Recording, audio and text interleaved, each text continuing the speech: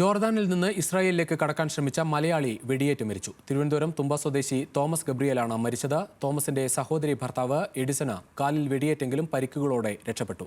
2 മലയാളികളും 3 ശ്രീലങ്കൻ പൗരന്മാരുമടക്കം 5 പേരടങ്ങിയ സംഘമാണ് ഇസ്രായേലിലേക്ക് ജോലി തേടിപ്പോയത്. ബിജുവാണ് നമ്മുടെ എല്ലാം. ബിജുവിൻ്റെ ഇതിലാണ് ഇതെല്ലാം ബുക്ക് ചെയ്ത് നമുക്ക് തന്നത്. ബിജു നമ്മുടെ കൂടെ ഉണ്ടായിരുന്നു.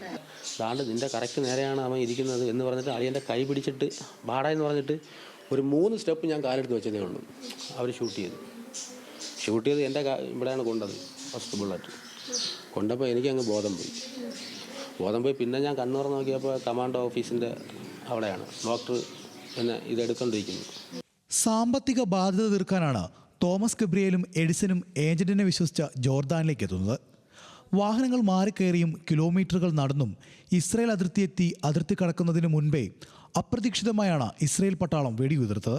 കാലിന് വെടിയേറ്റ എഡിസൺ കഴിഞ്ഞ ദിവസമാണ് നാട്ടിലെത്തിയത്.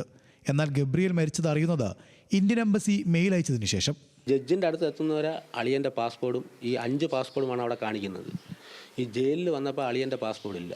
ഒരു 8ാമത്തെ ദിവസമായപ്പോൾ ഇവർ ജഡ്ജിൻ്റെ ഫ്രണ്ടിൽ എന്നെ ഹാജരാക്കിയപ്പോൾ ഞാൻ പറഞ്ഞത് സാറേ ഇങ്ങനെയാണ്. ഞാൻ പറഞ്ഞു സാറേ എനിക്ക് അറിയത്തില്ല. ഞാൻ പറഞ്ഞു സാറേ ജോർദാനിൽ 5 ഡേയ്സ് 8 ഡേയ്സ് പോലീസ് കസ്റ്റഡി, ഇങ്ങനെ എനിക്കറിയാവുന്ന രീതിയിൽ ഞാൻ അങ്ങ് പറഞ്ഞു. ഞാൻ പറഞ്ഞു ഫോൺ ചെയ്യണം, വീട്ടിൽ 2 മക്കളുണ്ട്, ഇങ്ങനെയൊക്കെ ഞാൻ കൈയൊക്കെ ഇട്ട് കാണിച്ചപ്പോൾ അയാൾ പോലീസുകാരനോട് പറഞ്ഞു ഫോൺ ചെയ്യണം. എന്നിട്ട് ഇവർ എനിക്ക് ഫോൺ ചെയ്യാൻ തന്നില്ല. സാമ്പത്തിക ബാധ്യത അതിരൂക്ഷമായതോടെ ഭാര്യയോട് പോലും പറയാതെയായിരുന്നു തോമസ് ഗബ്രിയേലിന്റെ യാത്ര. അതെങ്കിലും ജോലി കൂലിപ്പണി ചെയ്യാനോ എന്തെങ്കിലും ജീവിത മാർഗത്തിന് വേണ്ടി പോയതാണ്. കാര്യം ബാധ്യത എങ്ങനെയെങ്കിലും തീർക്കണമല്ലോ എന്ന് ഓർത്താണ് പോയി. ബാധ്യത ഉണ്ട്. കൊച്ചിൻ്റെ താലിമാലെല്ലാം പണയത്തിലാണ്. വേളാങ്കണ്ണിക്ക് അവിടെ ഇവിടെയൊക്കെ പോകണമെന്ന് പറഞ്ഞുകൊണ്ടാണ് പോയത്. വേറെ വിഷയമൊന്നും ഞങ്ങൾക്ക് അറിയത്തില്ല. തോമസിന്റെ മൃതദേഹം എത്രയും വേഗം നാട്ടിലെത്തിക്കണമെന്നാണ് കുടുംബത്തിന്റെ ആവശ്യം. ന്യൂസ് മലയാളം, തിരുവനന്തപുരം.